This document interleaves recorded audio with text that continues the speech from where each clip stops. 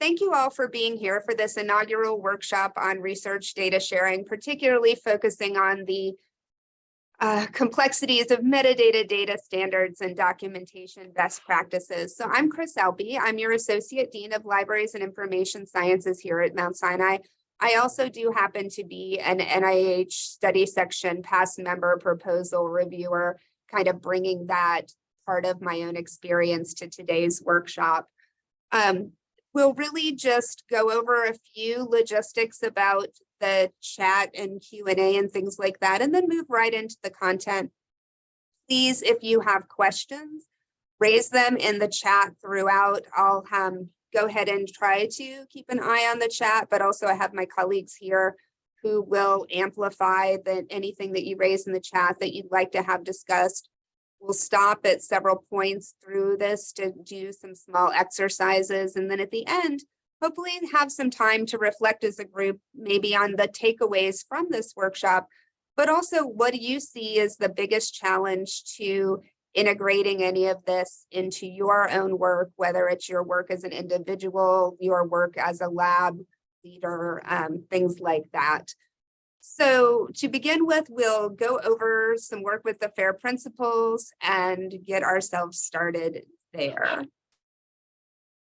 Originally, when we drafted these learning objectives, we had intended to go over how NIH and federal data management relates to findability, accessibility, interoperability, and reusability, and we'll spend a lot of time on that. We'll also talk about identifying relevant metadata schemas, common data elements, and standards. And if all those words sound like jargon to you right now, that's part of what this session is about debunking.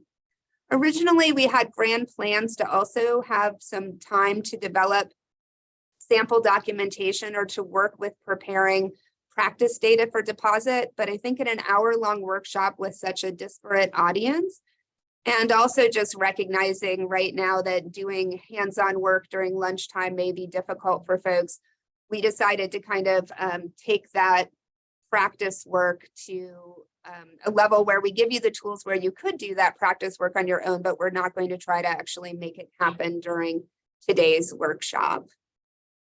So why is everyone talking about fairness of data? Why is findability, accessibility, interoperability, and reusability such a big deal? So I'm going to give you my perspective, and then I'm going to give you the way that NIH states it. So in my opinion, the science to do this work is really expensive many times, and it takes a lot of human and animal participant engagement. And so wherever we can, we want to create as much value as possible for this investment of dollars and time and energy, and in the case of our animal participants, often their lives. So that's why I am very much trying to be an advocate for fairness in data. When you look at NIH's data management and sharing practices, they want them to be consistent with FAIR data principles because those principles make it easier for computers to do a lot of work in processing and analyzing data sets, that really making new knowledge out of bringing together disparate data sets, secondary research on existing data sets, that is never going to happen unless we can really do a lot of the work with computers, and computers need there to be common data standards and principles and interoperability to make that work. So to leverage our technological partners in this, this is really necessary. And you'll see that that language about FAIR really comes down through a lot of the resources that NIH is preparing now. So one of the resources we're going to talk about today, and I've just taken a snippet from it, is the Common Data Elements repository, or the CDE repository. And you see here that it says, having common data elements supports FAIR data sharing by providing, and again, here we have what we heard before, high quality, computation ready data with standardized vocabularies and readable metadata with identifiers, all with the goal of modernizing the NIH data ecosystem. So that's the more, this is the language that they're using to talk about why they're investing so much time and energy and money in fairness of data. So I wanted to try to just offer some really simple questions around this idea of fairness, because I think a lot of these things seem interrelated, and they are, but I want to parse them into these areas so that as we go through the rest of the workshop, you'll get a sense of why we're showing what we're showing. So findability, this is where librarians spend a lot of our time, right? Where are we going to put it? And will people find it given where we put it, you know? And if they go into the resource, like if they think, okay, they must have put it here, then based on how we describe it, is that going to match up with what they're thinking, and are they going to find it?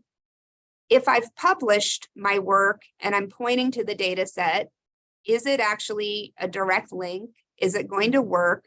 Is it just going to go to the right part of the data set? So all of those things fall into findability, and we'll look at that a little bit. Then we get to accessibility, and we're very much used to now using accessibility for making sure that our online resources and our physical resources are accessible to people who have all kinds of access limitations or unique situations. And in here, this is now thinking not just of people being the ones accessing the data, but again, also about the computers accessing the data. So part of this is, can the files be opened and used without special tools? Are they in data formats that can continue to migrate if companies go out of business and software products no longer exist and things like that? So the accessibility there is really meant for a wide array of audiences. Today's workshop is really actually about the I. It's about interoperability. When you ask why NIH keeps bringing up metadata and standards and as part of the data management planning, the common elements to connect the data with other data to be interoperable is really, as we saw in those quotes on the previous slide, the driving factor. And then reusability. First, you know, in order to reuse it, you have to be able to find it. It has to be accessible. It would be helpful if it were interoperable, but then also, can you legally and ethically use the data? Are the license arrangements or the sources of the data clear so that you know what you can do? And so reusability kind of brings all of these pieces together. Okay, so let's go ahead and dig into the findability question here. So as we mentioned before, it's a case of once you are even knowing where to look for it, can you find it? And so the US Geographical Survey, and I choose them because they've spent a lot of time thinking about their data management. They've been doing that work for a lot longer than the NIH and other areas have.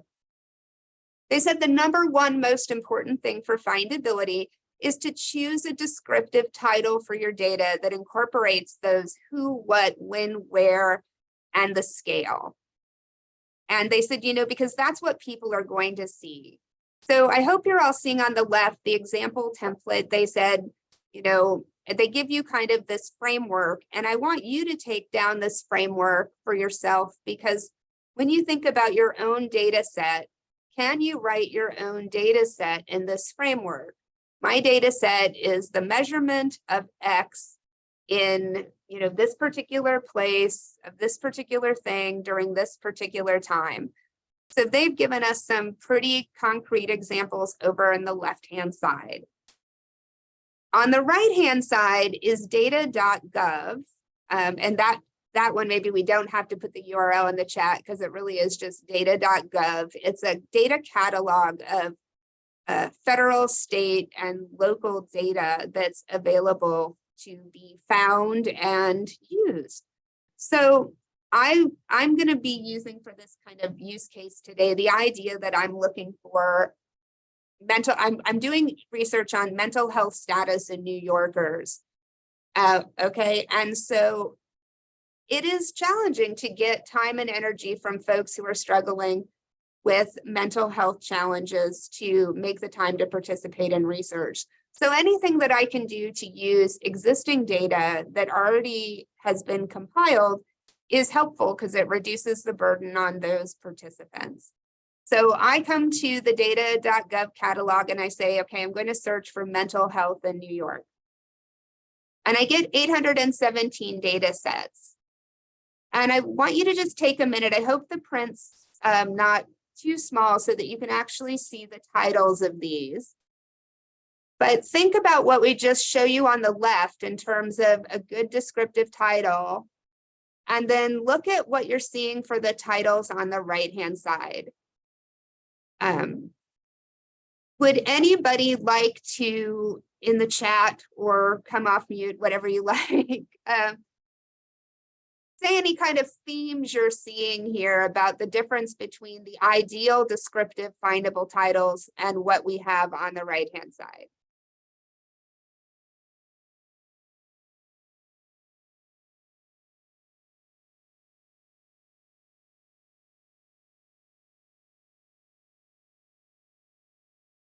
Do you think, well, let me ask maybe a simple question, and maybe I should have put a poll in here. Do you think the titles that you're seeing over on the right-hand side in data.gov are descriptive enough? Yeah, thank you in the chat. They are brief and they're pretty non-specific. And in some cases that may, it looks like the names of these data sets are actually the names of the report or the names of the survey. But if you didn't know anything about these particular surveys coming in, you might not know too much about what's going on. In terms of the specificity questions, where are some areas that these could be more specific? Like if you look at the one that says mental health readmission beginning 2014, right? There's lots of potential there.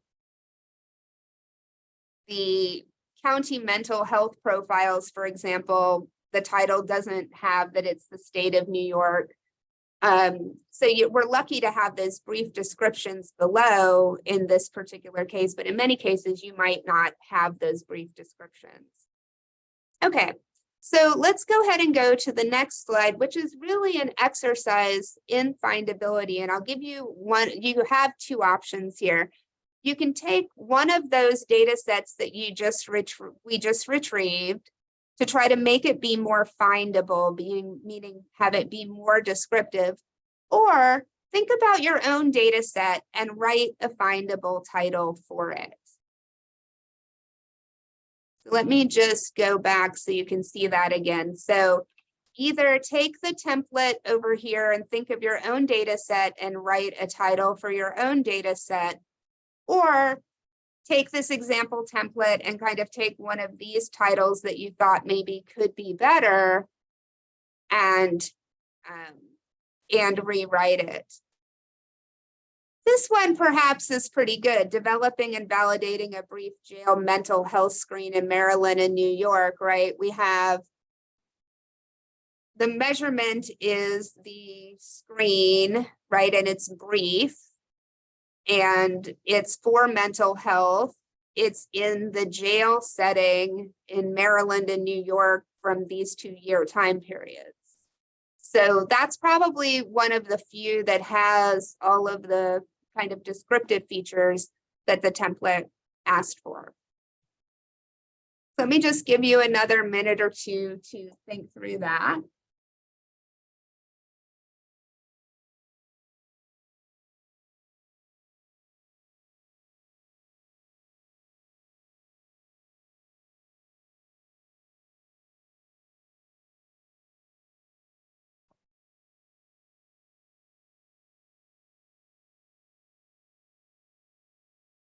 Any questions so far about findability before we move on to the A in FAIR, the accessibility?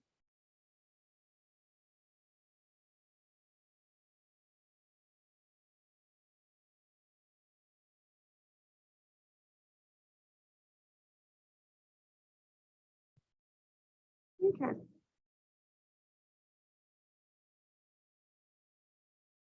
All right, well, I will go ahead and move on to the accessibility slide. I think one of the things that's very hard about Zoom teaching is that it's so hard to know whether everyone is going to be, done with what they're doing or not.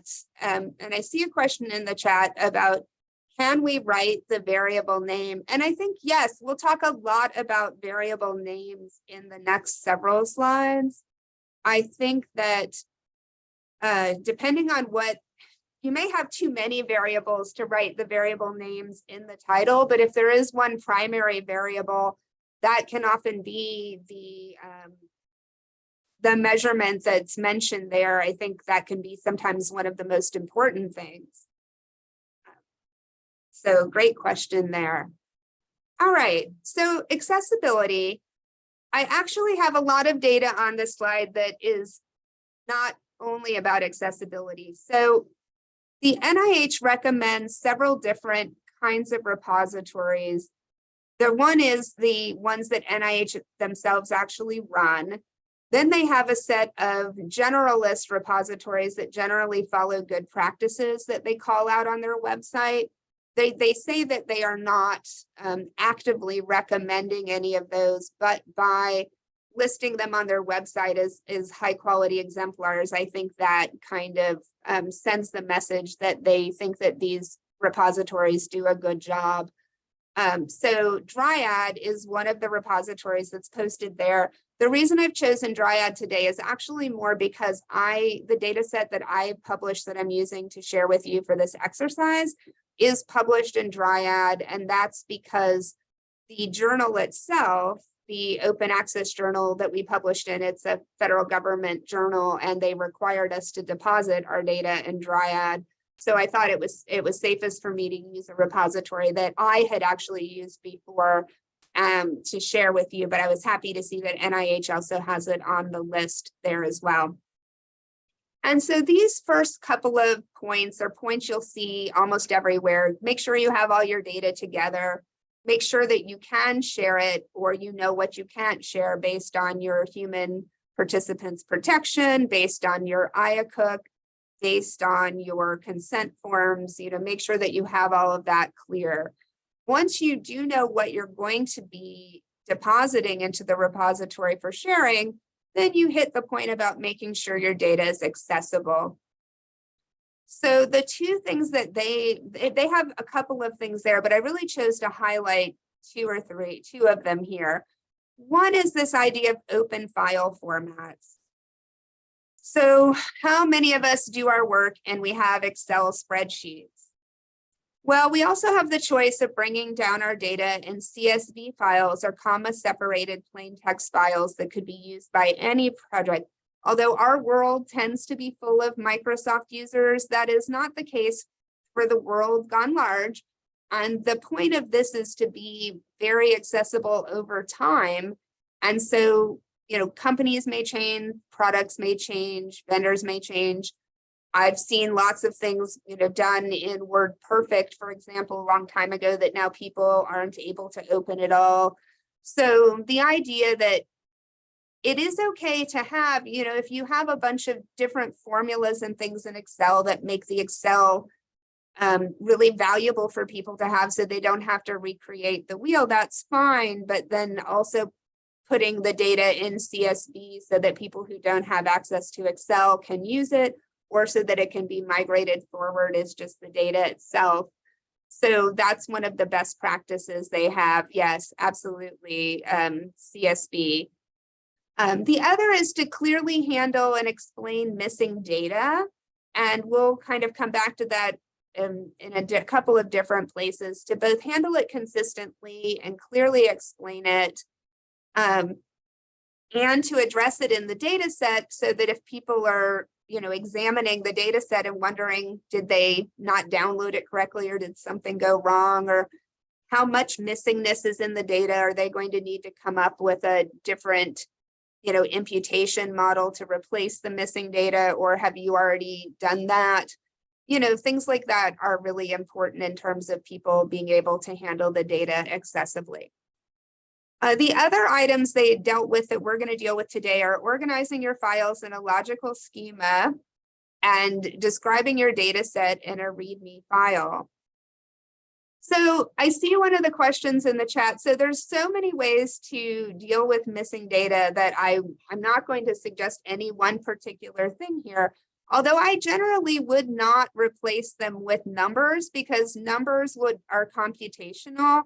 And so if the person who's reading your data set is not clear that you've done that, and you're calculating averages or other kind of stats on it, it's going to work those into the number. Those would, if you use numerical missing data indicators, it's going to be computational. You're much better off with something that kind of calls people's attention to the fact that it's not there and it can't be calculated on. So I've tended to use, for example, a single dot or other kinds of things in my data sets, just being really clear what the thing is. So it's not that you can't replace them with 9 or 999, as long as you're very clear that that's what it is. I just tend to use something that can't be accidentally calculated, if that makes sense. And then describing our data. So going back to this to just wrap up, they have guidance on describing your data set in a README file. We'll come back to that. And then examples of good reusability practices. So I think the point for this is just that every repository has its guidance for how to be fair with your data. And once you know what your field's repository is, or if your field doesn't have a repository, kind of picking which one you're going to use, you'll get to know what its conventions are and what it's going to emphasize. Okay. So here's an example from Dryad. So this is a study that I did, 6 years ago now, of descriptive epidemiology for turtles admitted to the North Carolina State College of Veterinary Medicine. And there's a lot you could look at here, but what I want you to do is just think about the accessibility issue that I mentioned for the file types. And if you go down to the usage notes in this file,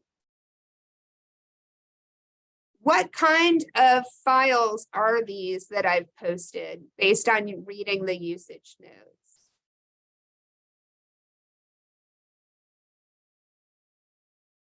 And you can just put that in the chat if you see it.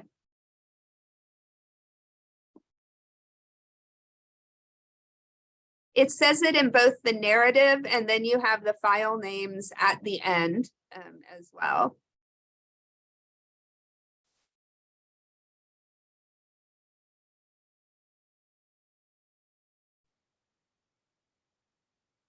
Maybe again, I'll ask you the simple question. If doing a CSV for future work is best practices, did I do that 6 years ago when I submitted my turtle team records data?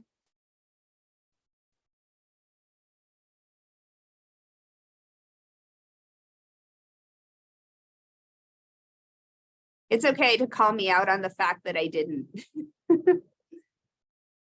So if you look here, you see that the first case records are an XLS spreadsheet. So they're an earlier type of Excel file. And then the non-turtle case records, which we ended up calculating later, already, even within this same project, are in a different Excel format. They're XLSX, because Excel had already evolved just even over the life of this project. So, so you can see also in the text of those usage notes that we say that they're Excel spreadsheets with single tabs of data, which columns we're using. So there are some good things that we've done here about our variable work, but we definitely didn't do well with supporting file migration, with having CSVs and things like that. Okay.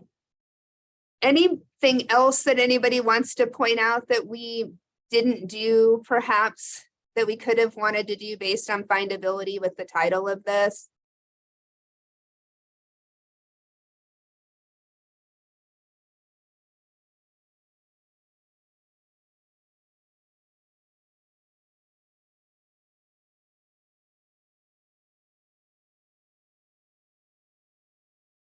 Well, I can offer an answer.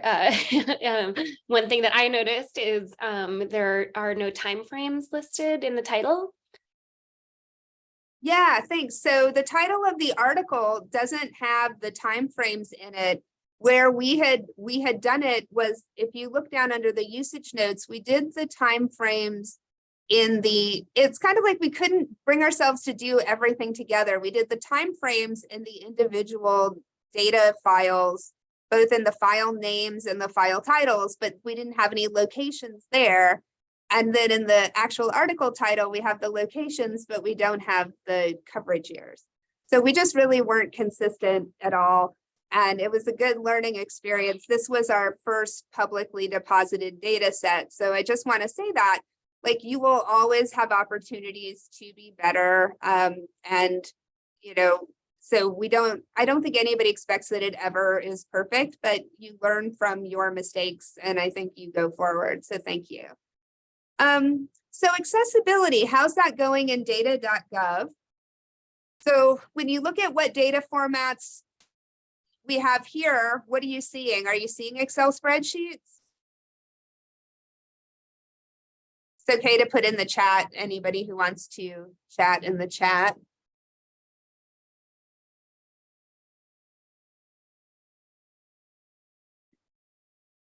Okay, so you see here that they pretty much all gone to the CSV deposits. Yeah, a lot of CSV files. That's good.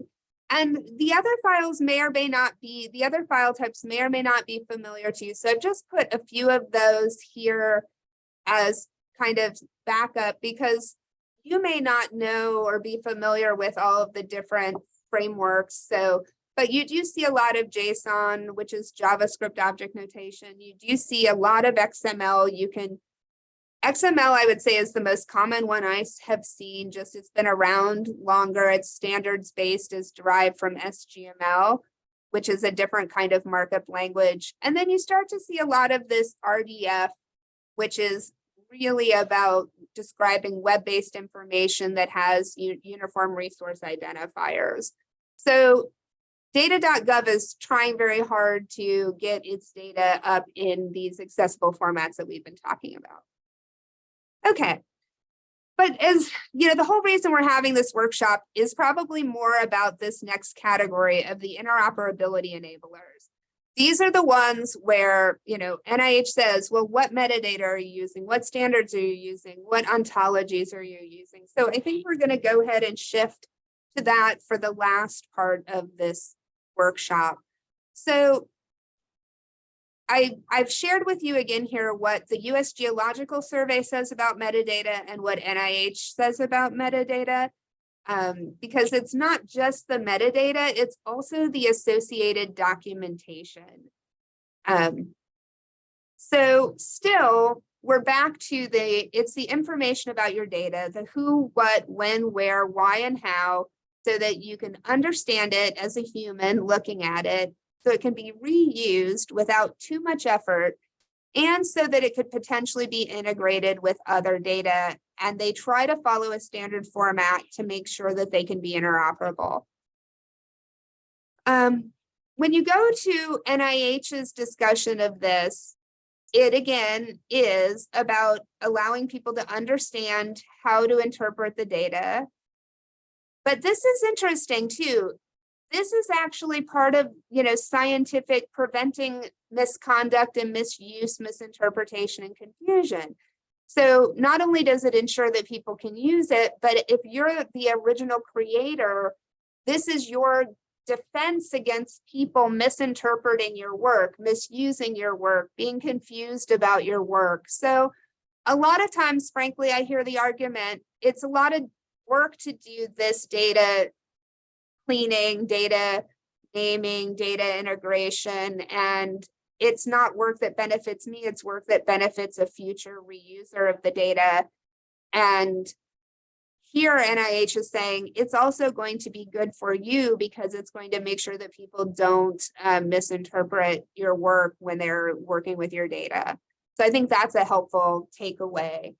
Definitely it all varies by scientific area, But the areas that they really want us to potentially focus on in our data management and sharing proposals are making sure the methodology and procedures used to collect the data are clear, the data labels and the definitions of variables, to go back to what somebody had put in the chat earlier, and then really any other information necessary to reproduce the data. So reproducibility is a separate NIH initiative that a couple years ago they came out and were very strong about.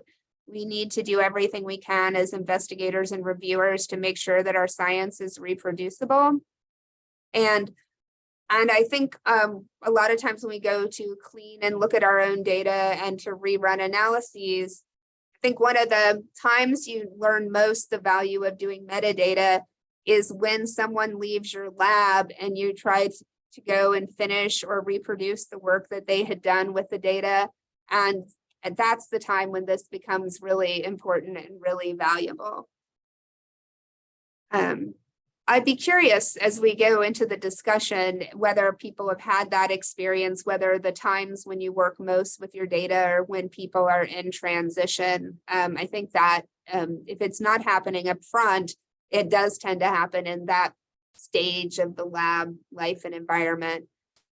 Okay, so we talked about README files, and I just want to give you 2 examples because I think one of the takeaways from this is if you haven't written a README file for your own data or your own project, this will be a good example for you. So on the left, you have the Dryad README template, which is in Markdown language. It's very simple. You see, there's really just a couple of elements. It's very free form for you to write that out. So you could see that it could be very short and very simple. It's kind of like those usage notes on my turtle study, but with a little bit more information. The Cornell README template on the other side, and the reason I'm showing a lot of examples from Cornell is because I started my career after I left NIH at Cornell, and we had been working on data management things for a long time. So it was just easy for me to kind of go and point back to how those have evolved. This is Cornell's README for data, and this isn't even the whole thing. And yet you see that there's quite a lot of questions for each data set. So rather than giving you a free form section, they've kind of made it step by step for you. To the point we had earlier about the missing data codes, if you look at the second line from the bottom of this, and admittedly it's very small print, it just says list the code and symbol and definition. So it's not prescriptive about what it needs to be. Just needs to be well documented. And you should have both of those links in the chat. Thank you, Lily. So here's where we're going to turn the table a little bit. So documentation and this understanding is really the basis of reuse. You can't reuse it if you don't have the documentation, you don't understand what's going on. But you can have good documentation and reuse can still be really inefficient because, I did my turtle epidemiology one way and the turtle folks in the Northeast did it differently than we did it in the Southwest. So you might be very clear on what we did, but it still doesn't make it easy to reuse it because they're not crosswalked well with each other. So once you get past that basic, what NIH is really going for is documentation of use of common elements of vocabulary that again make it efficient to combine and reuse them. So it's not enough to be able to reuse it, but it's also got to be easy because you've got that crosswalk, because they're using the same terms, because things are common. So when you're looking at multi-center clinical trials or large collaborative research, you want it to be not just possible, but also to be efficient. So, we're going to move on to those data elements that make it efficient in a minute, but I pulled out one section of the Cornell README guidance to just lead us into that discussion. So they've got the ones that are in bold are the ones that they think are most important. And this is the variable list, including the full names and definitions, right? The units of measurement, And then the definitions for the codes or symbols used to record missing data. I know we're really tired of talking about missing data by now, but these items for number 2 and number 3 are really where we're going to hit on for the rest of our conversation today, because using the same variables, using the same definitions, using the same units of measurement,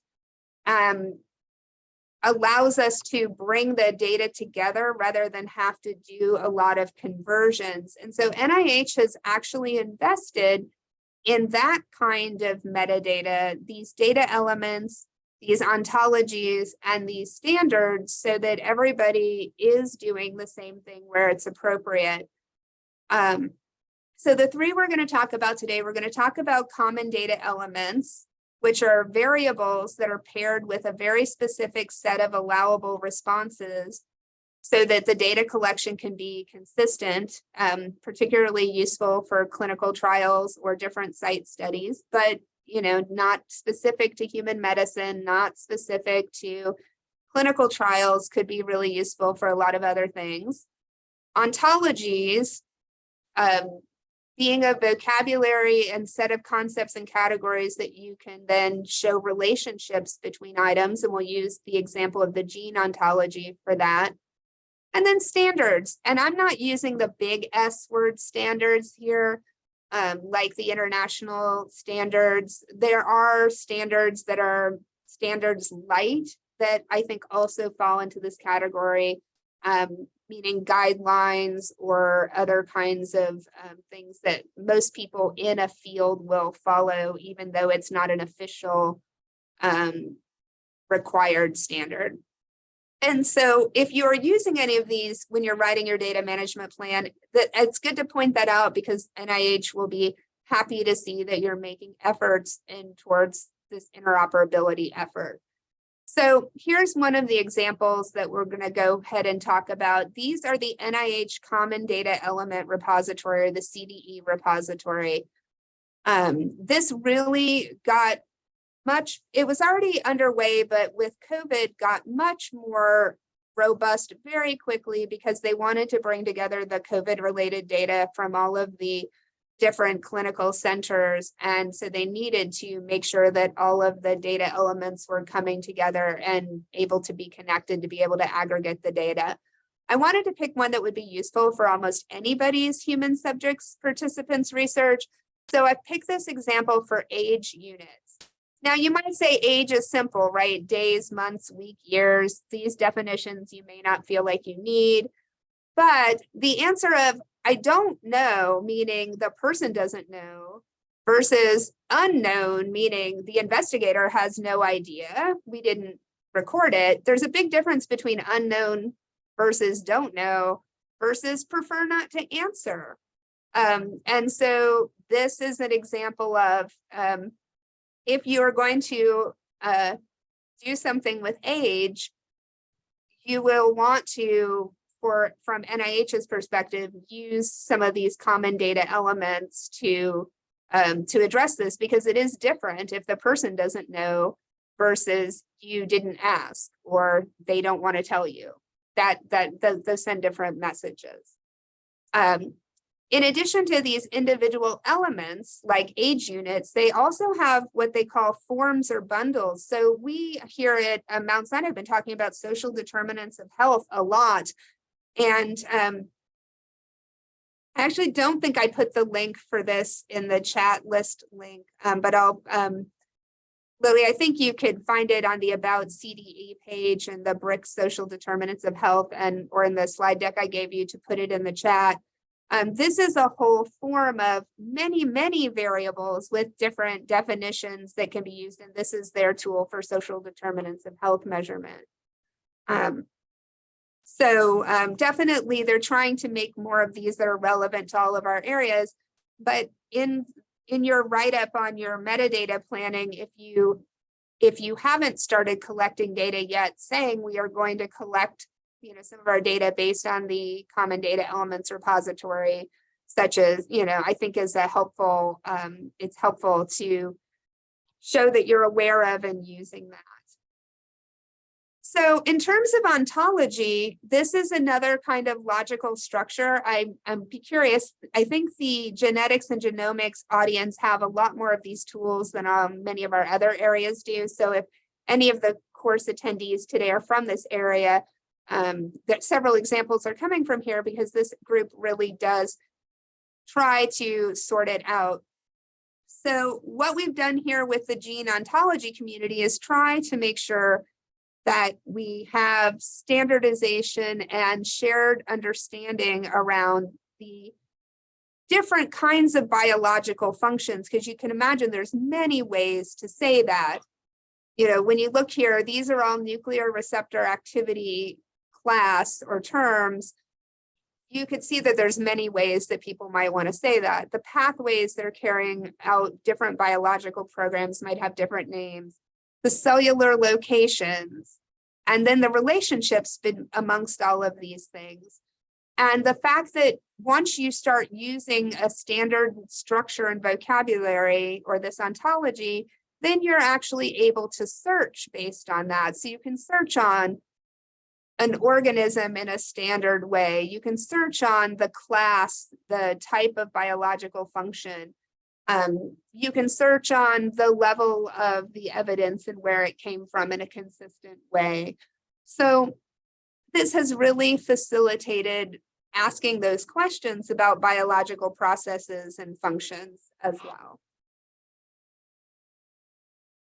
Now I want to move to standards for a second and talk both about just the idea that if you are saying, well, I don't know if there's any standards for my field. My field is occupational health. I don't know if we have any standards that relate to metadata in occupational health. You might not, if you're Googling or searching your literature for the word standards, you might not always find it.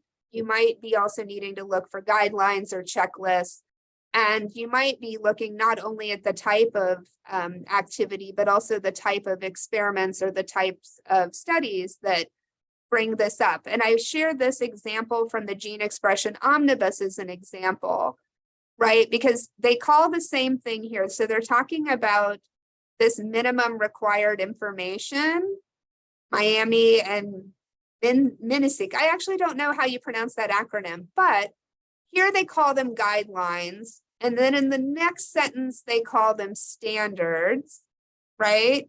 And then down here, they say closely follow them as checklists. So literally within 2 paragraphs, these are guidelines, standards, and checklists.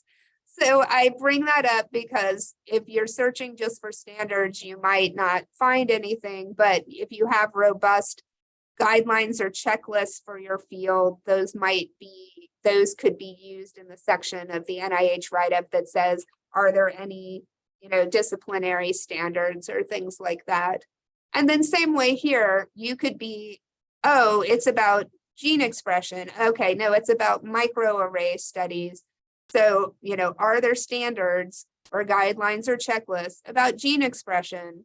Are there standards, guidelines, or checklists about microarray experiments?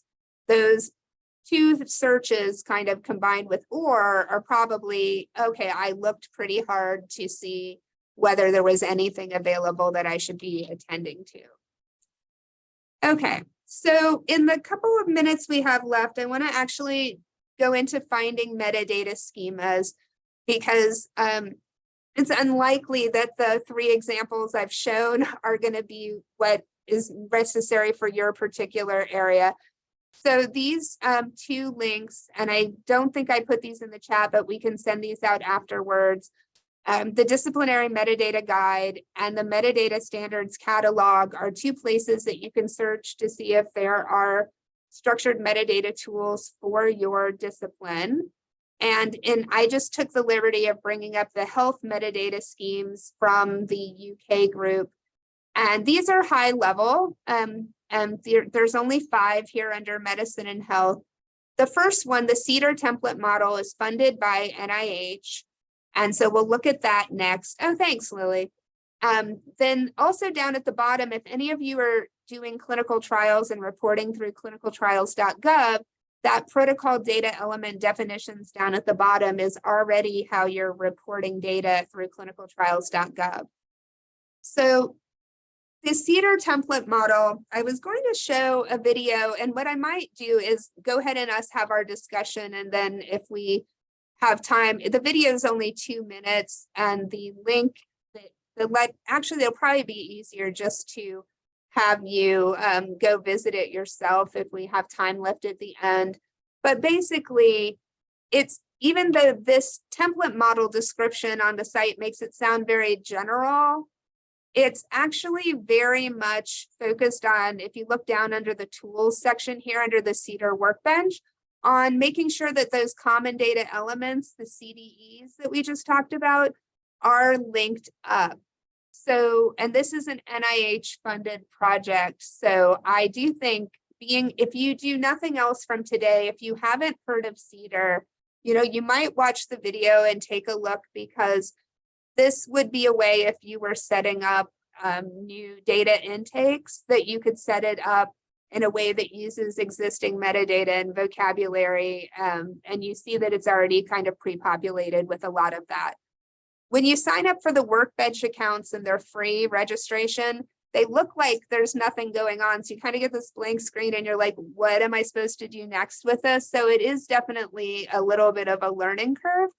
But because this is an NIH funded one, this might be one where it's worth the time to get to know it a little better if you're going to do this work. So I'm going to pause here because we're about at the end. And I'm curious, and you can do this in the chat. I think that might be easier.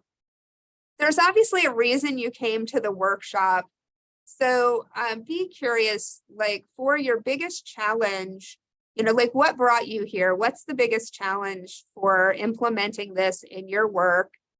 And then what is your top takeaway from what we've done today that you might be able to apply to your thinking? And I want to just give you like a minute or two to reflect, and please do put it in the chat, because I think it's important for us to learn from each other in this. And I think that's what's hard for us to do in this environment, especially when we're coming from such disparate places. So if you really wouldn't mind sharing in the chat, again, the biggest challenge that brought you here, and then anything out of this where you're like, this might be helpful to me, I'm going to give this a try.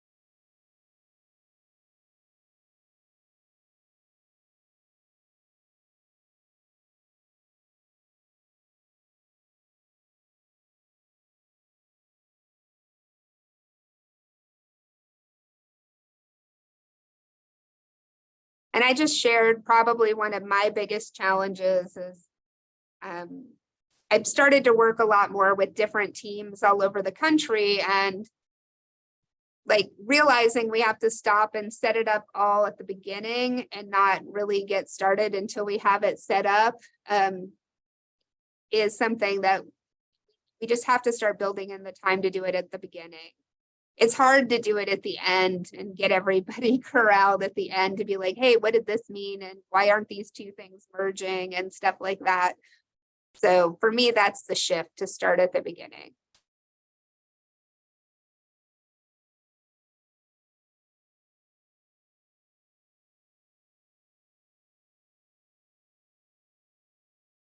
And if nobody wants to share their challenges because your lab is dreamy and perfect and everything goes swimmingly, you could also just say, like, what makes you so successful? I think everybody would love to hear that as well.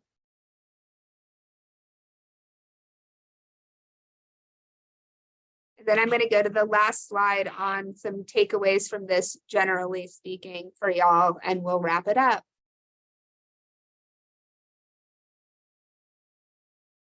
So I think the number one thing here is, even if you're going to write a great article and link your article with the data set, what we've seen today, the data set with its documentation needs to be able to stand alone. We've already talked ad nauseum about abbreviations, acronyms, and missing data. So I think we just have to realize we have to do that in the documentation. We have to have the data set. It needs to be its own thing because it's going to have a life of its own. And I'll get to that under the third bullet as our wrap up. I think every data set has common data elements, so I don't think it's going to be acceptable very much longer to say that your data set doesn't have the potential for common data elements. As I showed you, kind of, there's a common data element for pretty much everything about people. There's common data elements about almost everything related to the animal species you might be working with. So there's common data elements about every biological thing you can think of, every geological thing you can think of. So at some point we'll have to write something about responding to common data elements in our proposals or in our data management planning. The closing thought is that this idea that reusability might be for something you never intended. And this is why I think the who, the what, the how, and when is really important. So going back to my, mental health in New York example, if somebody is interested in this, when you think about the when, for example, when each piece of data was gathered, we talked a lot about the calendar year to calendar year today, but we didn't talk about, the actual date or the actual time. So if someone was actually interested in the seasonality of mental health in New York, it would really matter to them if I had in my data that this was a diagnosis that was made in December versus May, if they were trying to study, were the rates higher at certain times of the year. Was it different if somebody was self-reporting it versus it was coming from their medical record? Was it different based on someone's gender identity? Does my data have gender identity data in it, or does it just have biological sex? All those kinds of things may be really important for the potential reuse that someone's considering. So the more clarity you can have and not roll up your time, actually leave the time data there, the original time data there. And if you are going to roll it up as a new column. Don't obliterate the original data to roll it up. Keep the original data there and then roll it up. Exactly.